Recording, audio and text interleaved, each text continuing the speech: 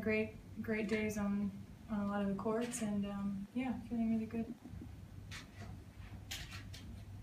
Based on just your experience on tour and all the years, how confident are you going into a major sport?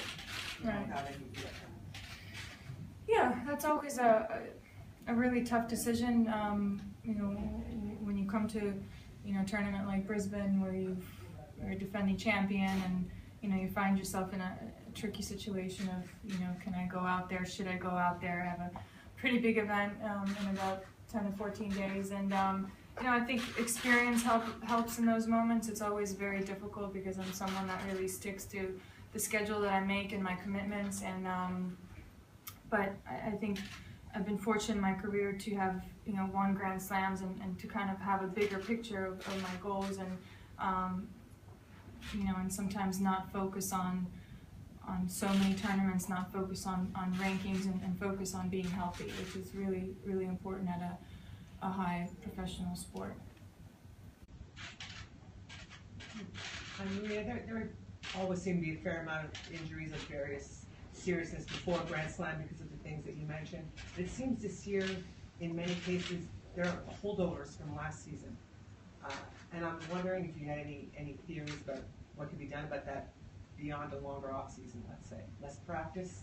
Any ideas? It's tough for me to speak on behalf of others. I felt like I had a really good off season, even though it was short and quick. I was able to train. Maybe it was much more straightforward and productive.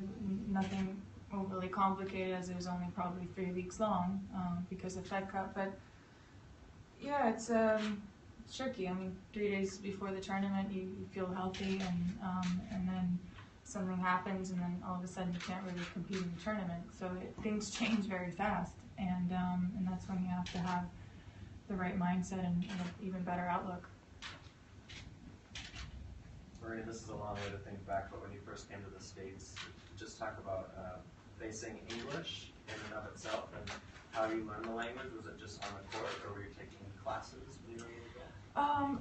No, I actually, when we got to Florida, I went to the Bollettieri Academy fairly soon, and I was surrounded by hundreds of kids my age that pretty much wouldn't shut their mouth. So I think it's just a really great opportunity to learn a new language, and that's really how I did. I didn't know much going to the States. I just knew a few words that were very useless. And yeah, so I really learned from them and from the coaches. And Maria, how do you alter your, preparation in the lead up to this event, not having played at a warm-up tournament? Do you play more practice sets, or how do you go about things? Yeah, I always try to, practice to me, I think I always try to replicate. I mean, you can't replicate what you do out on the court when you're playing a match in front of thousands of people. There's nothing like it.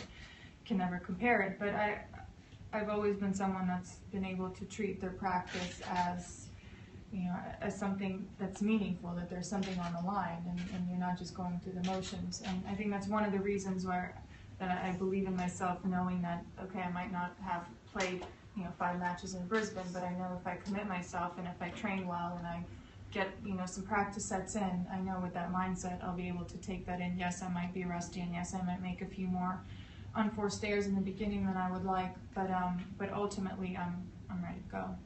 Is that something, I guess, going into this first round match, do you know what to expect of yourself? I don't think, even if I would have played a tournament, first matches at a Grand Slam, I mean, yeah, any tournament, it's always tricky, especially against going into a match against somebody I've never faced before. So there's a lot of new things, and you have to have a little bit of a different perspective and figure things out quickly as soon as you can. Maria, just around the players' restaurant, there's like a lot of strollers on the side, a lot of babies. There are. Oh my goodness. So yeah, my question is that something you're feeling now since you've been on the tour for a fair bit of amount of time? And there are a lot more kids. It's like I don't know what's going on. I mean, yeah, it starts at breakfast and it just continues through the day. And Yeah. I don't know what to Everything's say. like, wow, it's been around for a long time, but now this is a norm around you. Yeah, I mean, you do get used to it, but you start thinking about it, and yeah, I mean, the mothers that travel with all the children, I mean, they're heroes. It's really incredible to see what they have to go through and the daily challenges of having kids and being on the road. That cannot be easy. I mean, just the sounds that you hear. It's like, that's just not easy.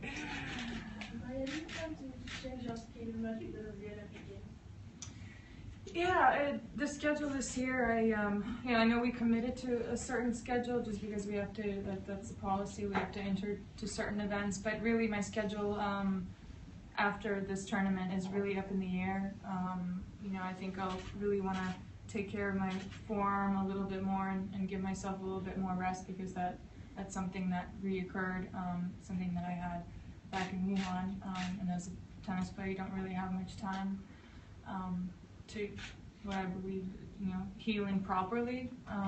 So that will be really important no matter how good or bad I feel after the tournament. So I don't know what my schedule is. I know I'm committed to, I think, Doha or maybe I don't even know. I'll go to Moscow. I'm not sure if I will play, but I'll be part of the team. And yeah, that's all I know. Great. What are the challenges that the Olympics add to the schedule, and what are also the positives that come with it? Well, the positives is that it's the Olympics. I mean, that's special on its own, and you do everything to adjust and to make yourself in the best possible shape, and just be ready for that, because that's extremely important. And it's in a tricky part of the year, just coming off of 2 Grand Slams and a couple of big tournaments as well. It's somewhere in between, I believe, Canada and Cincinnati. So just really about, seeing where you are, seeing where you stand after those Grand Slams, and not, it's one of the things I said, like, yes, you have to commit to a certain schedule, but, if you go far in a few tournaments and then you need to take a week off to get ready for the Olympics, that's more important than anything else. Maria, I just apologies because I came in a bit late, but your draw here is quite daunting when you get into the second week. Do you look at the schedule that far ahead? Do I look? Yeah, I mean, I look at the draw and I know who's here, but ultimately, all the players that are competing there. It's no secret who you're going to be playing, or I mean, you're bound to face somebody good from the first round on. I mean, there's a reason why these players are in the draw, and I can't look too far ahead of myself. I haven't played for a few weeks. I have to keep my expectations quite low and just work my way, work my game, work my mindset through this draw.